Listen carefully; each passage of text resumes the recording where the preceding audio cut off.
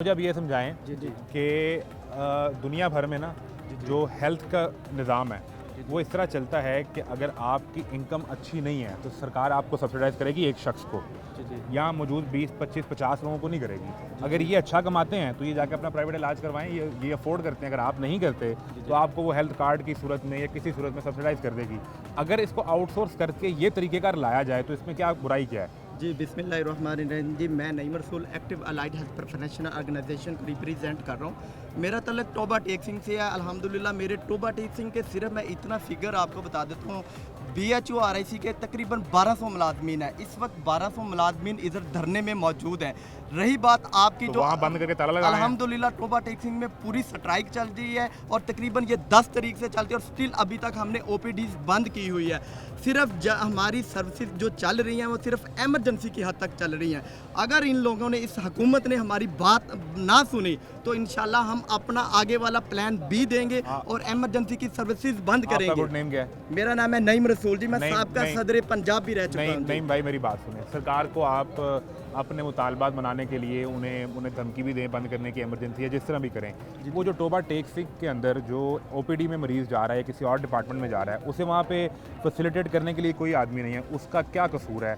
जो वह बीमार भी है, टेंशन में भी है, परेशानी में भी है, आप आकर सब यहाँ बैठ गए। सर आपकी बात बिल्कुल ठीक है। देखिए हम मसीहा हैं, हम रातों को जाकर गाँव में जाकर ये डिस्पेंसर ही काम करते हैं, उनको फैसिलिटेट करते हैं। अगर हम ही ना रहेंगे, हमारी जॉब स्कोर ना होगी, हमें रोज़गार ना मिलेगा तो हम उन लोगों को कैसे फैसिलिटेट करेंगे? हुकूमत कह देती है। आप ये क्राइटेरिया की बात कर रहे थे ME के, ये देखिए इन्होंने, हुकूमत ने सिर्फ एक चीज़ बनाई हुई है कि ये कहते हैं कि ये इतनी मेडिसिन है, आप लोगों ने इस मेडिसिन को जो ME आता है आपकी रिपोर्ट एक्यूरेट जानी चाहिए कि हमारे पास वाफर मकदार में मेडिसिन मौजूद है, ना भी हो गलत रिपोर्ट। ये मैं हल्फिया बात कह रहा हूँ। एक हमारे MPA थे, हम उनके पास गए, उसने कहा बेटा साहब कसूर तो सबसे ज़्यादा आप लोगों का है। जब ME आता है, हम असेंबली फ्लोर पे आवाज़ उठाते हैं तो आप लोग कहते हैं हमारे पास तो वाफर मकदार में मेडिसिन पड़ी हुई है।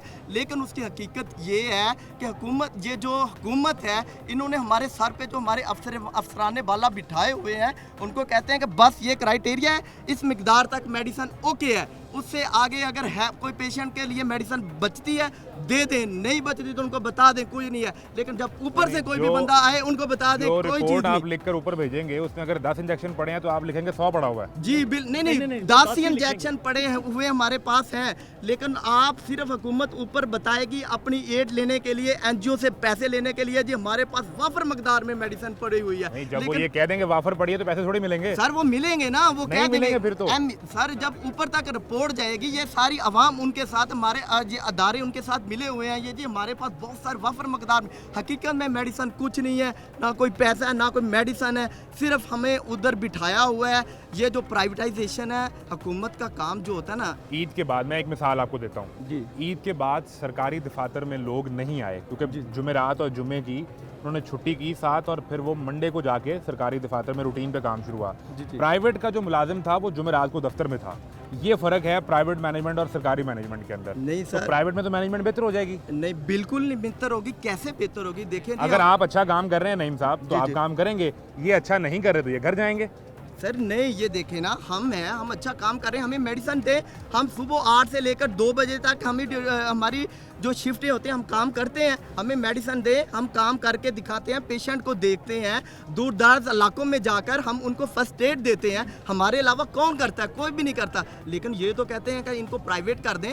प्राइवेट करें, जैसे आपने कंपनी के ऊपर सर पे एक बंदा बिठाया, ये Punjab health facility management company के मुलाजम है, आप ले आए, मरियम बीबी को बिठा दें। लेकिन मुलाजमीन का क्या कसूर है जी? जो बंदा आएगा वो ठेकेदारी पे आप पे 20,000 पे 15,000 पे सैलरी पे बिठाएगा, ये हमें हरगिज़ कबूल नहीं है, किसी सूरत कबूल नहीं करेंगे। हमें जो भी करना पड़ा हम आखिरी हद तक जाएंगे इंशाल्लाह, और ये हमारे मुतालबात जब तक मंजूर नहीं होते हम उस वक्त तक धरना देंगे। अगर इधर भी ना होते इंशाल्लाह हमारा आगे वाला जो प्लान भी है, हम CM हाउस की तरफ मार्च का ऐलान करेंगे।